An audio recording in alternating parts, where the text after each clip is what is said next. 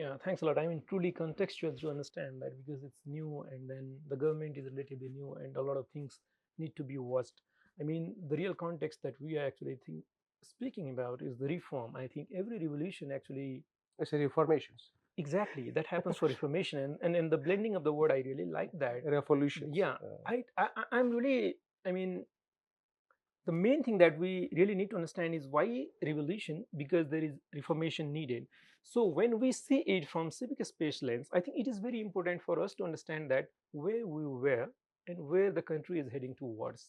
That's the situation. Yep. I mean, I would not say, I mean, I'm not trying to second the idea or the report of any organization, but it was the situation like I'm not telling that the situation of Bangladesh, Sri Lanka, or Nepal was very better before, or the report is telling that it is getting worse now. The situation is where we are heading towards. Is it really improving or not? So that's the context actually we need to figure out, because we really need to have a democracy lively in our context where civic space is much enjoyed by the people.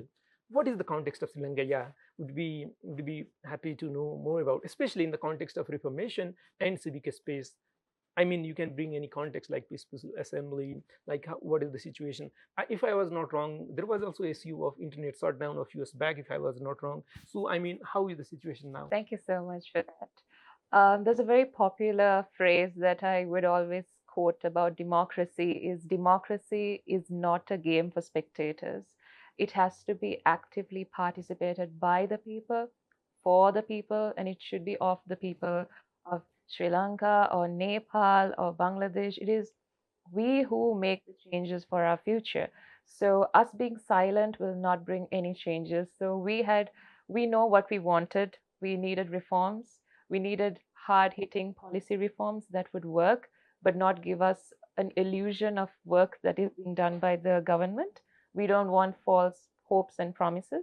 We knew what we wanted and we were after it.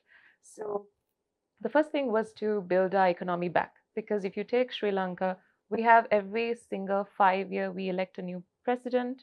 The president who comes in might not be able to successfully implement his manifesto or the mandate for the people. And then we have to elect a new president and they will start from scratch. So it was like we were living in a loophole.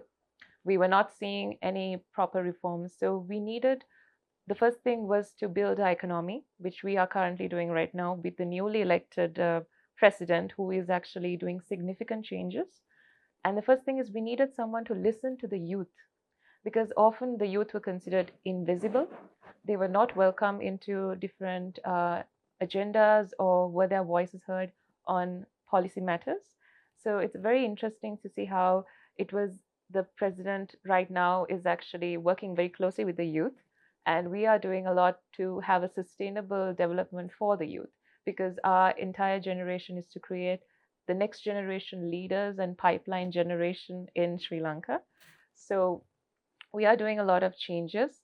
Our rupee is also increasing day by day, though there are some depletions. And we also have scholars in academia. We have entrepreneur innovation and business development that's being grown in Sri Lanka. And though this was not the situation how Sri Lanka was before, we had to depend on other countries. So we were on the dependency theory to now we are actually doing the Sri Lanka first flourishing theory. And that was also from the new breadth and initiatives that's coming from the government that we have right now.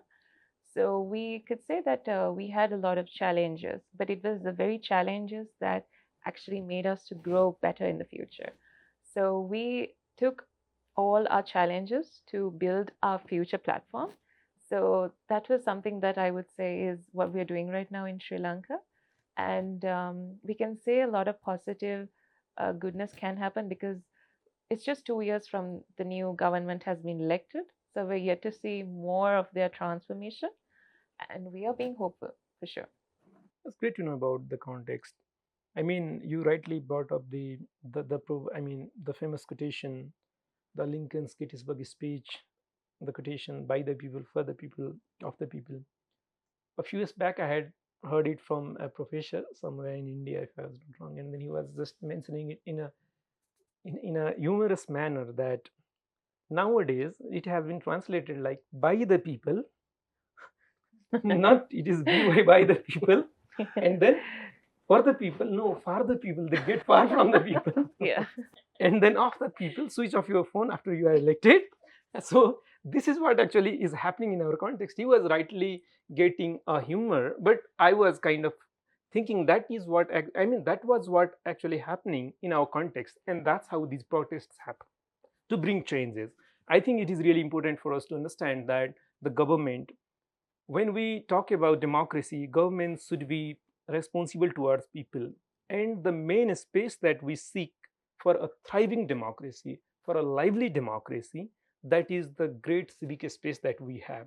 I mean, one of the contexts that Safi was bringing, and I would really be happy to hear more about the context of Bangladesh. What is the situation of minorities? In Nepal, I would say after the protest happened, I don't know the news were wrong or not, because we have been bombarded with a lot of misinformation these days in this digital age as well. I mean, the minority situation was somehow uh, in the media was not very favorable. That's what we were actually sensing of. I mean, how it is actually going in the context of Bangladesh as well. I mean, I would be really happy to know about the context, especially because I know one of the contexts in Bangladesh, because in my experience when I was I mean, there is a strong, there was a draft bill prepared by your previous government known as the equality bill. That is a comprehensive anti-discrimination bill that was actually in the parliament. The government collapsed, the parliament collapsed, and the process was also lapsed. In that situation, I don't know how the government is now taking it. I mean, there were some reformation process at least was going on in the previous government as well. How it has been seen now, especially in the context of minorities and disadvantaged group as well. So, okay. So, if I specifically mention about the group of minorities, so I need to clarify this, like what minorities we are talking about. So, minorities, it comes in terms of religion, it comes in terms of location, it comes in terms of gender. So, if we look at our parliament or current political practices, minorities inclusiveness, we are hopeful that we will be more inclusive, but it's optimistic that in our current parliament we have our youth ministers, youth MPs engaged. So back in Hasina government or previous government regime, if we talk about youth inclusion, we don't find much about it. Youth voices were marginalized. So in that case, we also can say it's also a part of minority. Like youth voices are not heard, their demands are not met. So throughout this July movement, this space has been created. Now young people are talking much about their needs. They are presenting their demands throughout social media. You can say like, yeah, social media is a good factor during the movement and also after the movement. So about the inclusiveness, I think we are optimistic that yeah, government is being more inclusive than the previous governments. But particularly if you say minorities, like about women or transgender community, queer community, or religious minority, in that case we have to lot to do. Thanks. Yeah, please. Yes. I'm just adding to that note. There was a report that after the July Revolution, that including some international media, I'm not pointing to any country, some international media was presenting Bangladesh